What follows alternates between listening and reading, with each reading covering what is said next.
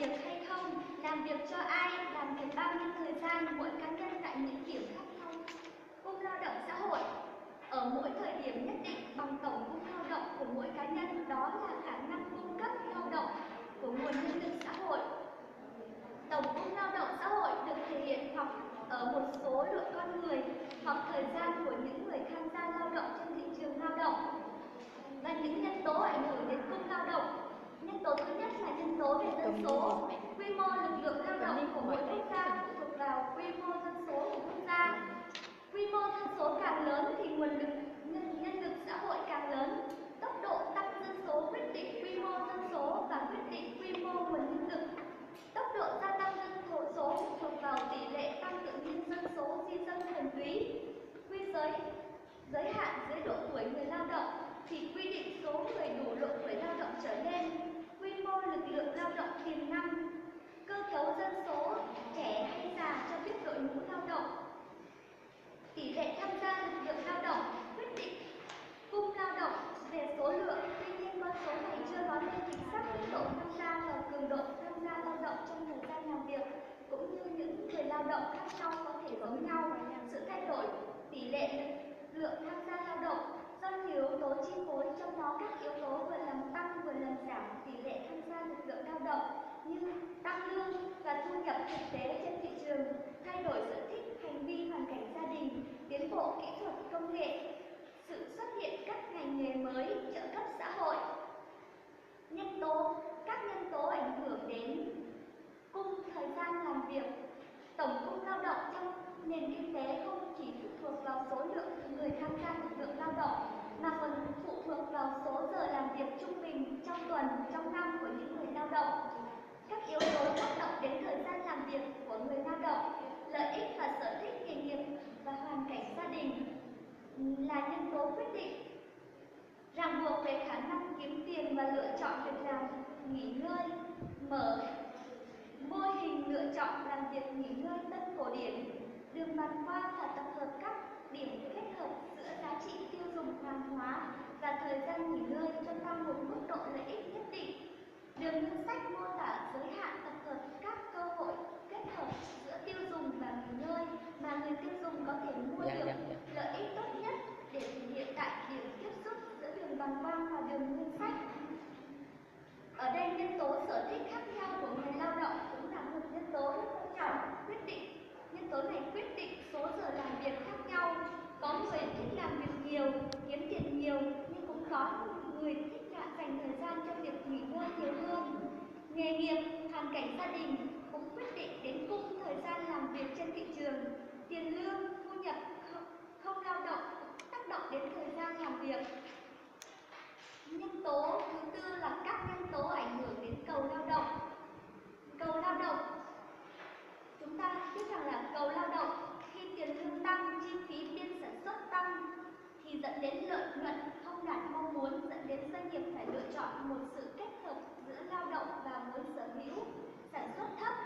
Cầu lao động giảm, ngoài ra lương tối thiểu cũng tác động đến cầu lao động.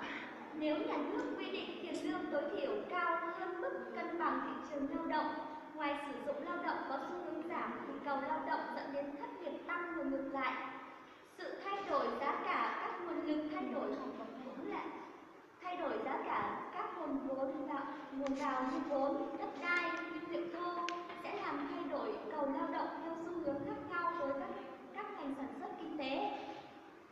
Khi các nhân tố khác không đổi thì sự thay đổi cầu lao động một loại sản phẩm sẽ làm thay đổi cầu lao động theo cùng một xu hướng, như cầu tăng dẫn đến cầu sản phẩm tăng, giá thành sản phẩm có xu hướng tăng, giá trị sản phẩm biên tăng, làm tăng cầu lao động và ngược lại. Nhân tố thứ hai là nhân tố năng suất lao động. Năng suất lao động tác động đến cầu lao động theo hai xu hướng. Năng suất tăng, sản phẩm biên, giá trị sản phẩm biên tăng. Doanh nghiệp thuê lao động dẫn đến cầu lao động tăng và ngược lại khi năng suất giảm.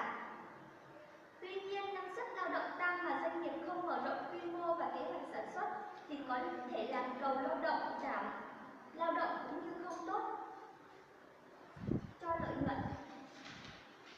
Và tình hình phát triển kinh tế thay đổi theo hướng thay đổi cầu lao động, tiền lương giảm chi phí sản xuất điện và thúc đẩy mở rộng sản xuất dẫn đến cầu lao động tăng, lượng lao động ảnh hưởng đến lợi nhuận, lượng lao động ảnh hưởng đến tăng hoặc giảm cầu lao động.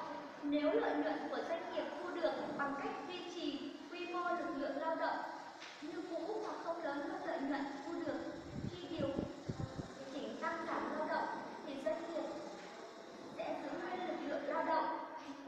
Và nhân tố chính sách nhà nước cũng rất quan trọng. Nhiều nhà nước ban hành chính sách bắt buộc doanh nghiệp phải trả một chi phí đáng kể khi lao động.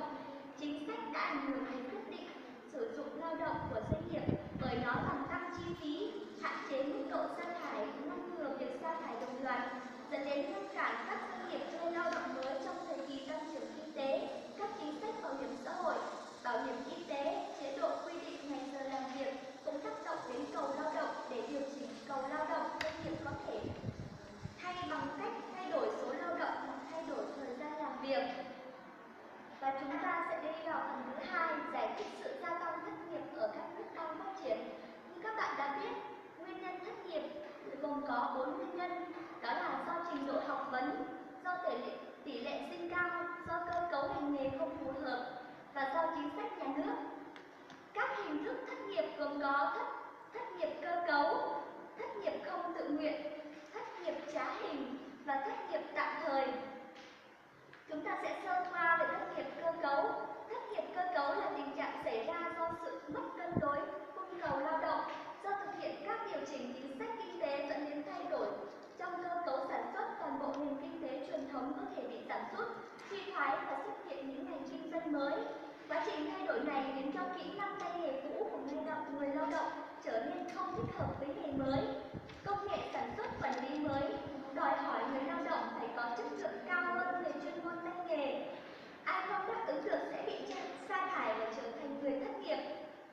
Thất nghiệp tự nguyện là tình trạng người lao động không muốn đi làm với mức lương không được như mong muốn. Thất nghiệp không tự nguyện là tình trạng ở mức nào đó người lao động chấp nhận nhưng vẫn không được làm do suy thoái kinh tế, cung lao động lớn hơn cầu lao động. Thất nghiệp trá hình là tình trạng người lao động được sử dụng dưới mức khả năng bình thường của họ. Hiện tượng này xảy ra khi năng suất lao động của một ngành nào đó thấp hơn do các nguyên nhân về tổ chức sản xuất, tổ chức lao động, quản lý lao động. Thất nghiệp thường gắn với việc sử dụng không hết thời gian lao động.